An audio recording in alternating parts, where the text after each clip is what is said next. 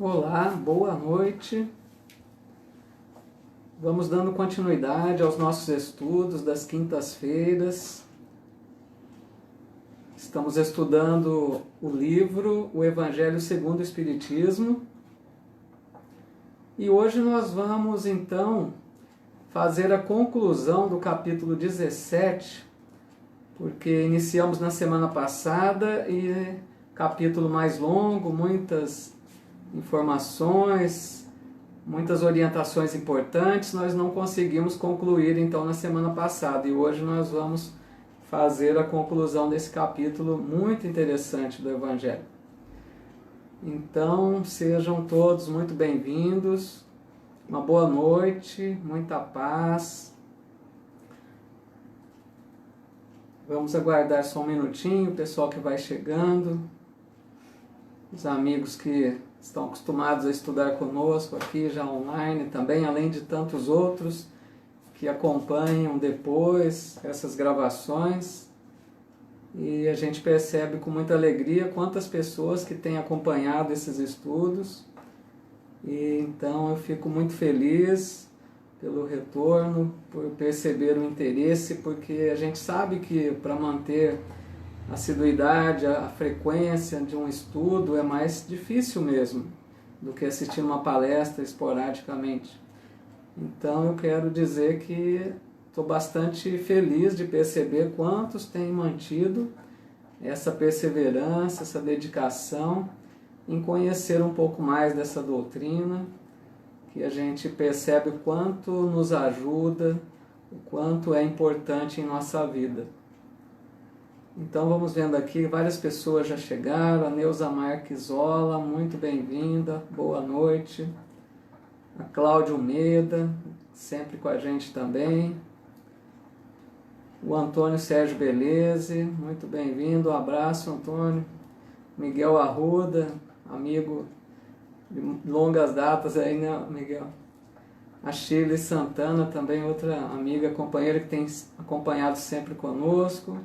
A Lourdes também, irmã da T, muito bem-vinda. A Zaide, que legal. Joaquim, grande amigo, estudioso aí da doutrina também, né, Joaquim? Muito bom. Então, pessoal, eu vou convidar vocês para a gente fazer então a nossa oração inicial, pedindo as bênçãos de Deus para que a gente consiga em mais esta noite mantermos o nosso pensamento conectado com os bons espíritos, para que possamos receber deles todo o amparo que nos oferecem. Nós sabemos o quanto nós somos amparados pelos amigos espirituais, para pessoas que são de outras religiões, acreditam nos anjos, ou acreditam nos seres enviados por Deus, como queiram dizer, mas nós sabemos que temos companheiros que são enviados por Deus, por Jesus, para ajudar a cada um de nós nessa nossa caminhada pela vida terrena.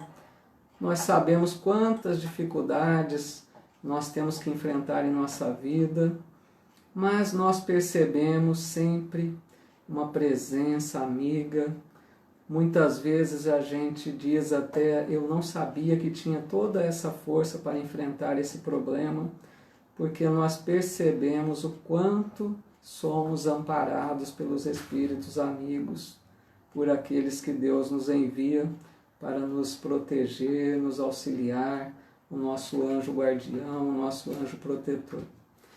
Então a nossa gratidão a Deus, a esses bons amigos que nos ajudam, e que Jesus nos ilumine mais esta noite, para que a gente consiga assimilar esse conteúdo que vamos recebendo do Evangelho, para que ele não fique apenas na nossa mente, mas ele transforme a nossa vida.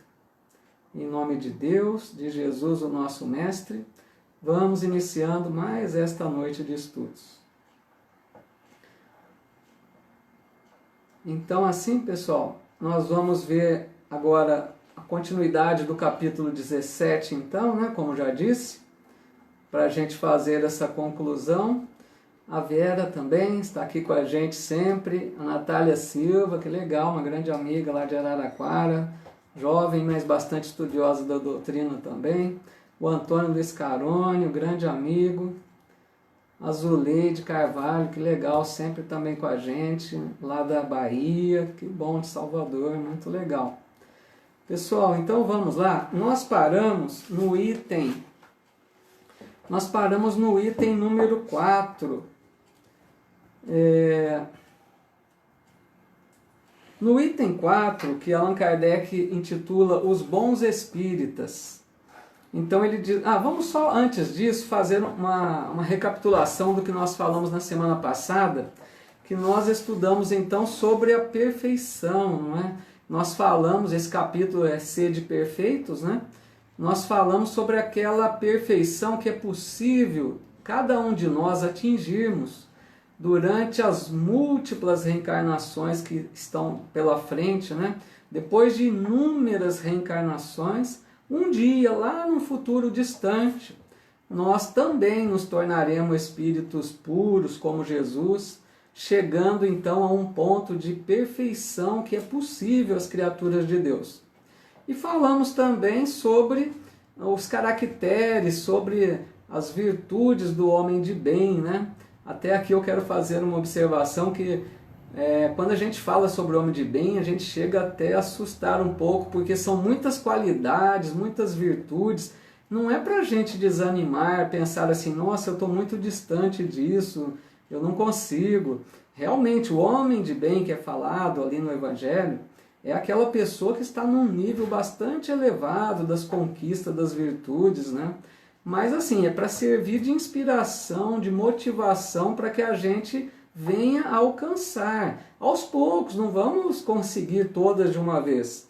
Então nós fizemos aquele comentário sobre cada uma das virtudes para que a gente tenha uma ideia até que ponto dá para a gente conseguir. Em algumas nós temos mais facilidades, em outras menos, mas nós estamos em busca, né? Eu até brinquei um pouquinho porque tem um grau grande de dificuldade. Então a gente sabe que nós ainda, creio que na maioria de nós, creio que ainda não conseguimos nos tornar verdadeiramente um homem, uma mulher de bem, né? Aquela pessoa com todas essas virtudes. Mas nós estamos a caminho, já temos algumas virtudes, já temos algumas qualidades, estamos trabalhando para conquistar as outras. Bom, então no item número 4, Allan Kardec intitula Os Bons Espíritas, e ele diz assim: bem compreendido, mas, sobretudo, bem sentido, o Espiritismo leva aos resultados acima expostos, que caracterizam o verdadeiro espírita, como o cristão verdadeiro, pois que o mesmo é que outro. O Espiritismo não institui nenhuma nova moral, apenas facilita aos homens a inteligência e a prática do Cristo, facultando fé inabalável e esclarecida aos que duvidam ou vacilam.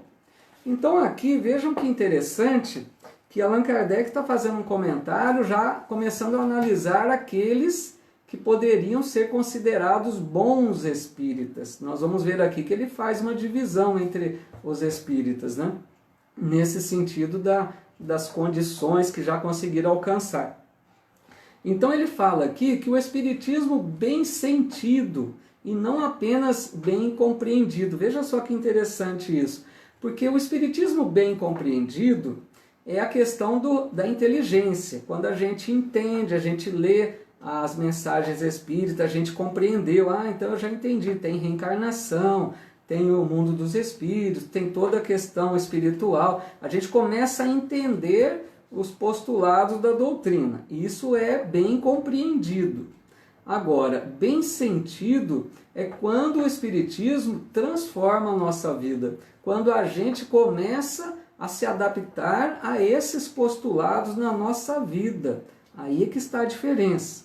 Então ele diz que quando a gente consegue viver o Espiritismo, a gente vai atingir essa condição desse homem de bem.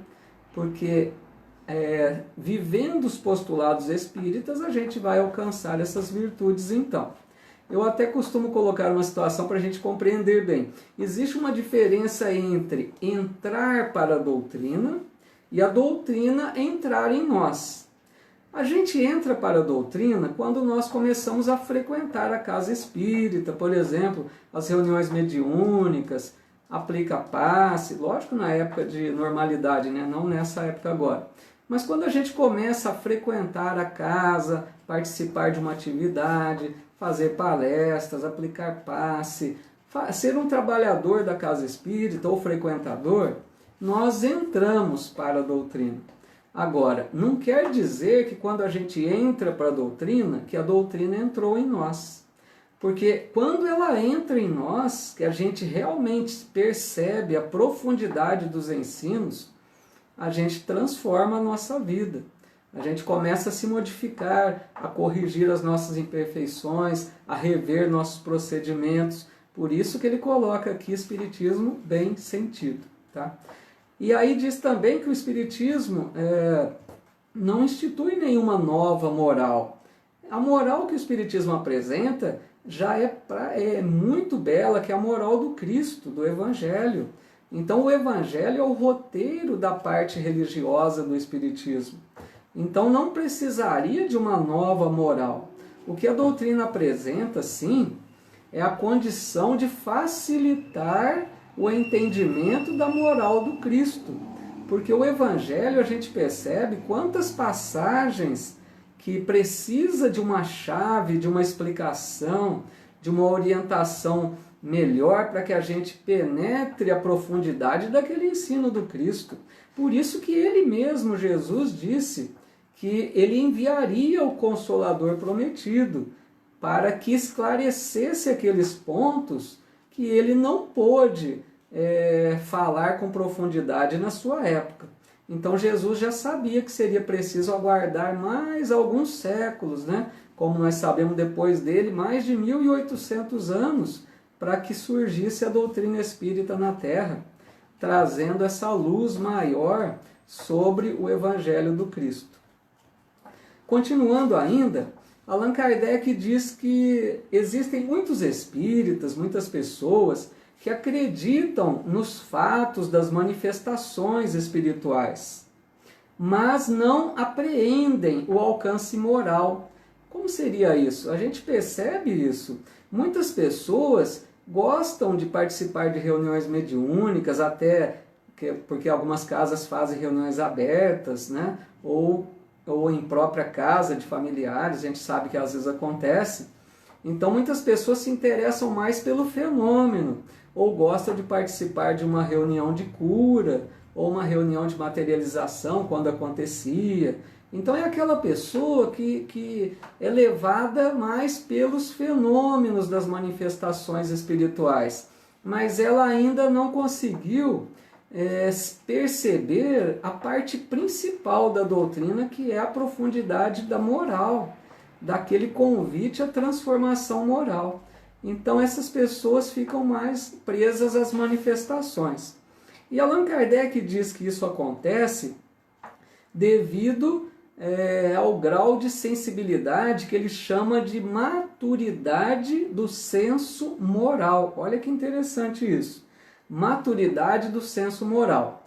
Vamos entender o que é isso. É aquela pessoa que, devido a inúmeras existências corporais na matéria, esse espírito vai se aprimorando moralmente, vai eliminando imperfeições, vai conquistando virtudes, e ele vai alcançando um nível melhor de maturidade moral. Aquela pessoa que vai se aprimorando nas suas qualidades morais.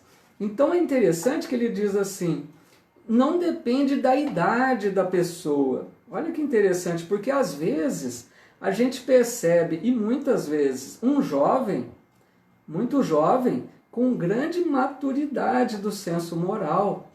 Aquele jovem que tem plenamente consigo o que deve ou não deve ser feito, tem uma plena consciência do dever a ser cumprido, do respeito que deve às pessoas. E às vezes outro mais velho não mostra isso. Então a maturidade do senso moral não depende da idade, como também não depende do grau de instrução. Interessante também, porque quando a gente se lembra de um Chico Xavier, que tinha apenas o curso primário, não preciso nem comentar sobre a maturidade do senso moral de Chico.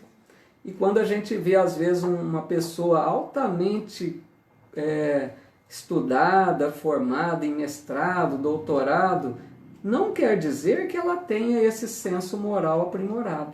Então não depende de idade e não depende de grau de instrução, porque isso depende do espírito, é a capacidade de cada um espiritual.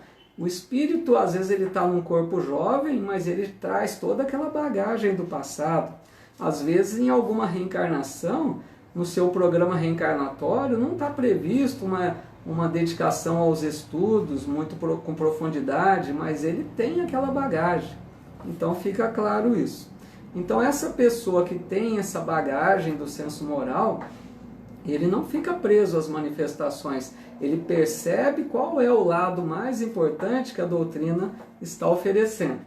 Então ele diz que existem os espíritas imperfeitos, né? São aqueles mais presos à matéria, às coisas da terra, mais apegados, aquela pessoa que mais presa então a esses fenômenos mediúnicos, não percebe muito aquele lado mais importante da doutrina, né? E ele diz aqui, mas mesmo esses espíritas ainda que estão nessa condição de imperfeitos, eles já estão dando o primeiro passo, diz Allan Kardec, porque numa próxima existência, essa pessoa já leva pelo menos o conhecimento, aquele contato com a realidade espiritual, para que numa segunda ou terceira oportunidade ele possa se dedicar mais às conquistas morais. E Allan Kardec chama então de verdadeiro espírita aquele que se acha num grau superior de adiantamento moral, que é isso que a gente está dizendo, né? Domina a matéria de modo mais completo. É aquele em que o espírito se sobrepõe à matéria. Aquela pessoa que sabe a importância das coisas materiais, mas ele preza mais as coisas espirituais. Está mais preocupado com os interesses da alma do que com os interesses do corpo. E Allan Kardec então apresenta aquela frase conhecida, né, de todos nós, que ele diz: reconhece-se o verdadeiro espírita pela sua transformação moral e pelos esforços que emprega para domar as suas inclinações más. Então, o bom espírito é aquele que a gente já percebe num primeiro instante uma grande transformação, a hora que ele toma contato com a doutrina, começa a conhecer todas essas verdades, essas orientações, já existe uma mudança que acontece já de primeiro, logo de início. Aí depois a gente vai enfrentar o lado mais difícil, que é continuar a domar as más inclinações. A gente mostra já uma primeira grande transformação, mas depois a gente vai percebendo que restam muitas outras imperfeições para que a gente vá trabalhando no decurso do tempo aí. E a gente percebe o quanto é difícil, né, para a gente vencer essas inclinações. Mas então o bom e verdadeiro espírita é o que emprega esforços para domar essas más inclinações, está dedicado a isso. Então cada um de nós sabe se nós estamos nos esforçando para vencermos nossas más tendências ou não, não é? Para a gente ver se podemos receber esse título de verdadeiro espírita. Depois então, pessoal, nós vamos aqui no item número 5 do Evangelho, desse capítulo, que Allan Kardec vai nos narrar a parábola do semeador.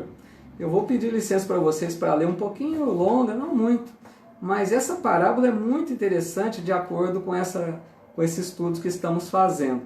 Então ele conta a parábola que é assim: naquele mesmo dia, tendo saído de casa, Jesus sentou-se à borda do mar. Em torno dele, logo reuniu-se grande multidão, pelo que entrou numa barca, onde sentou-se, permanecendo na margem todo o povo. Disse então muitas coisas por parábolas, falando-lhes assim: aquele que semeia saiu a semear. E semeando uma parte da semente, caiu ao longo do caminho, e os pássaros do céu vieram e a comeram. Outra parte caiu em lugares pedregosos, onde não havia muita terra. As sementes logo brotaram, porque carecia de profundidade. E a terra onde haviam caído, a terra onde havia caído carecia de profundidade. Mas levantando-se, o sol as queimou, e como não tinham raízes, secaram. Outra parte das sementes caiu entre espinheiros, e estes, crescendo, as abafaram. Outra, finalmente, caiu em terra boa, e produziu frutos, dando algumas sementes 100 por um, outras 60 e outras 30. Ouça quem tem ouvidos de ouvir.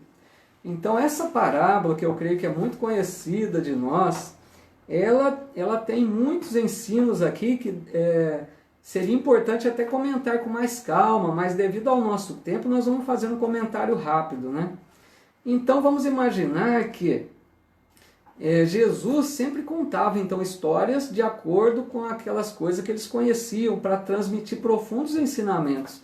Então imagine uma pessoa saindo para semear, jogando semente, e as primeiras foram caindo ali na beira do caminho, né? Aquela terra dura, não dava para a semente penetrar no solo. Então vieram os pássaros a comer. Essa primeira possibilidade, Jesus está querendo falar sobre aquelas pessoas que recebem a orientação espiritual, a orientação religiosa, a orientação do Evangelho, recebe a palavra de Deus e não dá atenção para ela, não tem interesse. Então essa pessoa que não tem interesse, aquilo que chegou para ela de bom, das verdades religiosas, das verdades divinas, são tiradas por aqueles espíritos ainda maus, que seriam comparados a esses pássaros. Esses espíritos vêm e acabam de tirar aquilo que tentaram semear nessa pessoa. Os lugares pedregosos que ele diz são então aquela terra que tem a terra que dá para a semente penetrar, mas tem pedras junto. Então a semente, a hora que penetra naquele solo, com aquelas pedras juntos, ela não vai ter muita profundidade. As raízes não vão se formar perfeitamente. E essa semente, então, vai brotar logo, essa flor vai sair logo. E aí, como ela não tem uma estabilidade, a hora que surge o sol, queima e resseca, então, essa planta aí que poderia surgir. Então, esse exemplo que Jesus dá é aquela pessoa que recebe a orientação, a mensagem espiritual, o ensino, né? Onde quer que seja, ela recebeu aquela mensagem produtiva e no primeiro momento ela recebe com alegria, aquela pessoa que fica eufórica, parece que vai levar a sério aquilo, mas aquela empolgação é mais de início. Essa pessoa não tem uma firmeza para manter-se dedicada a isso, e essa empolgação dura pouco. Bastam os primeiros problemas na vida, os primeiros reveses, as primeiras contrariedades ou dificuldades, essa pessoa abandona esse estudo, essa mensagem, esse ensino.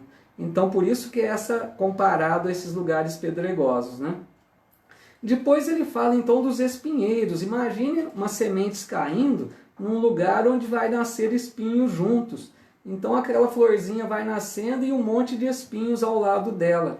Então Jesus compara isso àquelas pessoas que recebem então a mensagem também, mas na hora de dar frutos, essa pessoa se deixa sufocar por esses, comparando com os espinhos, pela ilusão das riquezas, das coisas do mundo, pelos atrativos do mundo.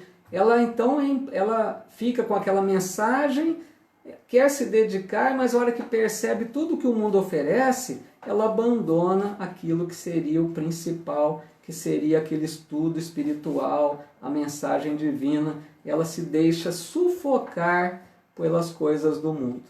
E por fim, então, ele compara com a terra boa, aquela semente que caiu numa terra boa, tinha profundidade, firmou-se as raízes, nasceu perfeitamente e deu frutos.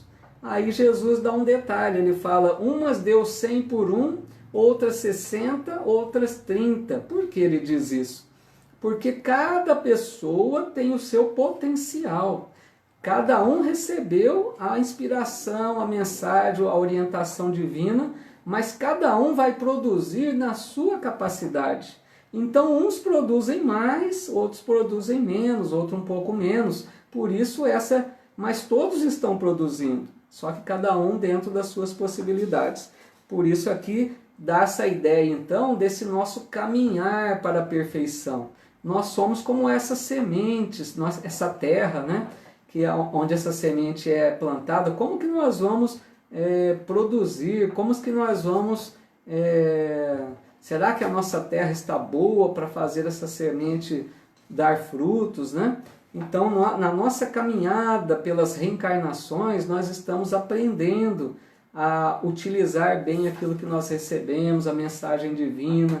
Por exemplo, esses estudos que estamos fazendo do Evangelho, até que ponto ele está tocando em nosso coração, até que ponto ele está nos motivando a nos transformarmos moralmente, a vencermos aquelas tantas imperfeições que arrastamos a tantas reencarnações. Então nós temos que fazer um esforço para nos tornarmos alguém melhor. A hora que a gente entende que essa mensagem é o melhor para nós, essa mensagem vai nos conduzir a um futuro melhor, nós faremos todo o esforço para nos tornarmos bons espíritas então. E depois, pessoal, eu vou só comentar rapidamente, por causa do nosso tempo, né, para a gente concluir hoje o estudo desse capítulo, vem então as instruções dos espíritos. Aí tem 4 mensagens, se não me engano. A primeira delas é o dever, bastante interessante, ditada pelo espírito Lázaro. Então Lázaro, eu vou só destacar alguns pontos mais importantes. Ele fala do dever, que o dever é a nossa obrigação moral, conosco e com o outro. Então aquela pessoa que está bastante consciente daquilo que é o seu dever, ela sabe muito bem até que ponto ela tem que respeitar o direito do outro, né? Porque ele diz assim, começa no ponto em que ameaçamos a tranquilidade e felicidade do outro, e acaba no limite que também não queremos que ninguém transponha com relação a nós. Então a gente tem que saber até que ponto a gente pode usar da nossa liberdade de ação, mas que não afetemos a tranquilidade e a felicidade do semelhante, não venhamos a prejudicar o semelhante.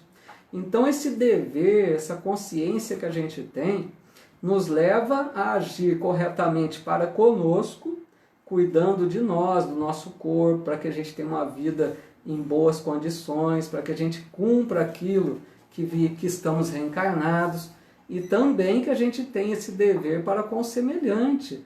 A nossa consciência já está bem desperta de mostrar quando nós temos responsabilidade para com o outro. Quando a gente não quer para nós não devemos querer para o outro também. E assim como disse Jesus, devemos ir além.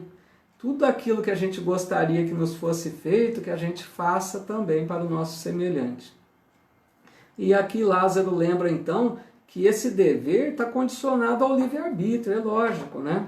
Porque tem pessoas que, pela sua liberdade de ação, ela ignora o dever, ela não respeita o direito do outro, ela passa desses limites e ela prejudica o semelhante. Então essa pessoa, apesar de ter a condição de entender, ela, pelo seu livre-arbítrio, ela vai prejudicar o semelhante e não leva a sério esse dever, essa obrigação moral que nós temos. Então a pessoa que é bem consciente, ela não precisa de ninguém testemunhar se ela está agindo corretamente. Ela sabe dos seus deveres, ela sabe daquilo que deve fazer, aquilo que deve para com o semelhante. Numa outra mensagem, depois, no item 8, apresenta uma mensagem que chama a virtude, mensagem ditada por François Nicolas Madeleine. Então essa mensagem fala que a virtude no mais alto grau representa o conjunto das qualidades do homem de bem. Quando a gente conquistou então, que a gente se torna uma pessoa virtuosa, como diz, né? É porque nós alcançamos esse conjunto de qualidades aí que vamos alcançar um dia, né? Não é para desanimar. Mas ele lembra que a pessoa que não é virtuosa, ela, a hora que começa a perceber algumas qualidades que já conquistou, ela pode se ostentar, se sentir importante, se sentir melhor que outros. Então, por aí ela já mostra que não é virtuosa assim completamente, porque não tem a humildade, que é uma das qualidades essenciais para a pessoa virtuosa. E ele lembra aqui também que os missionários, isso aqui é interessante, eles ignoravam que fossem virtuosos. Aquelas pessoas, né, Francisco de Assis, Madre Teresa, Irmã Dulce, Nosso Chico, tantos que foram missionários do bem, eles não ficavam imaginando se eles eram bons ou não, se eles eram virtuosos. Eles agiam por aquele impulso do coração para atender as necessidades. Não fica preocupado se é melhor que esse ou aquele. Eles até ignoravam que eram pessoas virtuosas, né? Porque às vezes a gente começa a conquistar alguma virtude e já se sente importante, já começa a se comparar com o outro, achando que somos melhores. Então a gente precisa ter esse cuidado aí com a humildade, né? Depois fala sobre os superiores e os inferiores, que a gente já comentou na semana passada, né? Sobre o homem de bem. E a última mensagem, então, que fala sobre o homem no mundo, que é o item número 10. Essa mensagem, então, escrita por um espírito protetor. E esse espírito, então, nos lembra, porque ele vem falar uma mensagem interessante. Ele vem falar sobre aquela questão assim, nós que vamos tomando contato com a doutrina espírita, vamos percebendo a importância de sermos alguém melhor. Algumas pessoas confundem e acham que o bom espírita precisa ser aquela pessoa séria, de semblante fechado, que não brinca, que que mantém aquela postura de elevação de pensamentos, aquela pessoa que está sempre em oração. Então esse espírito vem dizer que a gente, se nós estamos aqui no mundo, é para a gente ser como as outras pessoas. Não precisa manter aquele semblante carregado, fechado, parecer que está sempre em oração. Não, é para a gente ser alegre, descontraído, agir como as pessoas. Ele diz até para não chocar os outros de natureza diferente, né? Ele só lembra assim, basta que a gente reporte todos os atos da nossa vida ao Criador. Isso é muito importante. Todos os atos da nossa vida a gente devia pedir a bênção de Deus, fazer uma oração antes de iniciar ou terminar uma tarefa. No dia a dia mesmo, na nossa correria, cada tarefa que vamos realizar, que a gente pedisse que Deus abençoasse aquela tarefa, aquele trabalho, aquela atividade. E ele diz então que a gente deveria ter, sim, um sentimento de piedade, que a gente olhasse o mundo e tivesse o cuidado de perceber que nós vivemos num mundo onde a dor está muito presente. A gente percebesse a aflição dos nossos irmãos à nossa volta. Quantas pessoas chorando, sofrendo, desesperadas, com tantos conflitos, com tantos problemas. A gente deve estar atento a isso. Por isso é que diz que não dá para sermos felizes completamente enquanto alguém chora ao nosso lado. Então esse sentimento de piedade deveria sim estar presente conosco. Não precisa que a gente tenha um semblante carregado, fechado, mas que a gente esteja atento aos irmãos à nossa volta, vendo tudo que a gente pode fazer para amenizar um pouco a dor do semelhante. A gente sempre pode alguma coisa. Mesmo que a gente não possa com recursos materiais, a gente pode através da oração, de formar uma equipe de amigos para que possa fazer alguma ação em favor daqueles, de alguma forma, conversando com alguém que está em conflito, dando atenção para que alguém possa se desabafar conosco, Então existem muitas maneiras da gente ser útil ao semelhante. E ele diz então, no meio de tudo isso, procurem purificar os vossos corações, os vossos pensamentos, que a gente vá sim tentando trabalhar as nossas impurezas, as nossas imperfeições, para procurar sermos um pouquinho melhores, né?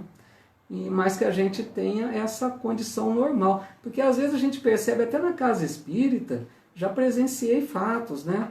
Às vezes a gente está numa casa espírita fazendo um estudo, tem pessoas que ficam incomodadas de achar que a gente está rindo, está brincando, mas existe uma diferença entre ter seriedade e ter um semblante de alegria, de descontração. Porque não precisa ficar com a cara fechada, com o semblante sério. A seriedade está naquilo que você, nos seus atos, nas suas ações, não no semblante que você mostra. Então que a gente procure perceber que é muito mais importante aquilo, as nossas ações, os nossos pensamentos, as nossas atitudes, do que aquilo que mostra exteriormente, né? Então assim, pessoal, a gente conclui o estudo desse capítulo. E na próxima semana nós vamos então no capítulo 18, que o título é Muitos os chamados, poucos os escolhidos. Um título bastante interessante também para a gente pensar aí sobre ele, né? Então vamos preparando aí para a gente encerrar o nosso estudo. Vamos só observar aqui se tem algum comentário. Muitas pessoas já participaram aqui também, muito legal, agradeço a cada um de vocês. Maria Antônia Casadei também com a gente, Tony Sueli Pedrosa, Saulo Pita, lá de Pitangueiras, legal Saulo, um abraço. A Ana Lúcia Olive, Maria Helena Butião, a nossa amiga, sempre com a gente, Neuza Beleze, a Érica Duarte também, uma grande amiga lá da Casa Espírita Rafael Latorre, onde a gente estuda também. A Marilena Liporini, que legal, muito bem-vinda. Santos Siqueiro, um grande amigo lá de Pelotas, Rio Grande do Sul. E falo sempre, pessoal, quem tiver interesse também, gosta de acompanhar as lives, o Sandro faz um estudo bastante interessante sobre o livro Jesus no Lar, de Neio Lúcio. E ele faz uma comparação do estudo do livro com as obras básicas, com o livro de Joana de Anjos. Então é um estudo bastante interessante do Sandro Siqueira, da Casa Espírita, é o Centro Farol de Luz, né? Centro Espírita Farol de Luz, lá de Pelotas, Rio Grande do Sul. Maria Auxiliadora também aqui, Cláudia Laforga de Toledo, que legal, boa noite. Sérgio Gomes, grande amigo. O Marcos Umeda, muito legal, gente. Obrigado, Natália. Bom, pessoal, então convido vocês para a gente então fazer a nossa oração, que é bastante importante nessa época a gente procurar se manter harmonizados, né? Vamos nesse momento tranquilizando a nossa mente, respirando com mais tranquilidade e lembrando nessa hora de que estamos sendo amparados pelos amigos da espiritualidade maior. Amigos nos envolvem nessa hora, nos auxiliam, nos acalmam, nos transmitem bons pensamentos. Vamos agradecer muito a Deus por essa bênção que nós recebemos na nossa vida. Esses companheiros estão sempre presentes, tentando auxiliar em tudo que é possível. Mas a gente já compreendeu que esses amigos têm um limite de ação, porque eles precisam respeitar o nosso livre-arbítrio. Nós precisamos fazer nossas escolhas. Eles vão nos sugerir bons pensamentos, mas eles não vão decidir por nós. Uma outra coisa importante que a gente precisa ter em mente também é que nós trazemos para cada reencarnação muitas provas, muitas expiações, e tem momentos da vida que às vezes a necessidade de enfrentarmos uma situação mais difícil, uma situação mais dolorosa. E esses amigos, nessa hora, estão mais presentes junto de nós. Eles não podem, muitas vezes, tirar as dificuldades, as pedras do nosso caminho, mas eles vão nos dar todo o apoio para que a gente supere esses momentos difíceis. Tem até aquela música bonita que me lembro nessa hora de pegadas na areia, quando ficam só as duas marcas dos pés no chão, que a pessoa pensa que Jesus havia abandonado e ele diz, nessa hora eu te carreguei no colo. Então, para que a gente tenha certeza de que Deus cuida muito bem de cada um de nós, estamos sempre muito bem amparados. Mas tem momentos da vida que nós precisamos enfrentar, precisamos superar as dificuldades. Se o próprio Cristo veio mostrar para nós, Ele que não tinha nenhuma necessidade de sofrer, Ele enfrentou todos aqueles sofrimentos do Calvário doloroso, mostrando para nós que muitas vezes é preciso força, coragem, resignação, fé, para que a gente supere tudo isso. Mas dias melhores virão, um futuro promissor nos aguarda, uma terra transformada nos espera no futuro, que a gente possa se dedicar com muito amor a carregar a nossa cruz com fé, com esperança, e dentro do possível auxiliando os nossos irmãos que carregam umas cruzes maiores e mais pesadas. Que a gente tenha essa fé, essa firmeza, mas que a gente peça sempre a Deus, a Jesus, que nos dê forças, porque nós sabemos da nossa fragilidade, que Jesus nos ampare nessa hora. Abençoa, Senhor, esse nosso lar, nossa família, nos dê forças para superarmos esse momento difícil que enfrentamos. Não deixe que a nossa fé seja diminuída, mas que a gente aumente a nossa fé. Sustenta-nos, Senhor, nesse momento. Nos ajude a percebermos a presença desses amigos ao nosso lado. E que a gente possa sentir que o Teu amor, Jesus, envolve toda a terra. E nós estamos sob a Tua tutela amorável. E sabemos que não nos abandona jamais. Muito obrigado, Jesus, muito obrigado a Deus, nosso Pai, por tanto amparo, por tantas bênçãos que nos oferecem. Que possamos continuar caminhando com fé, com esperança, sem desânimo e auxiliando sempre dentro das nossas possibilidades. Muito obrigado, meus amigos, meus irmãos de fé, que a gente possa se reencontrar na próxima semana, que Deus abençoe a cada um de vocês, os seus lares, que fiquemos todos na paz de Deus. Uma boa noite, muita paz a todos.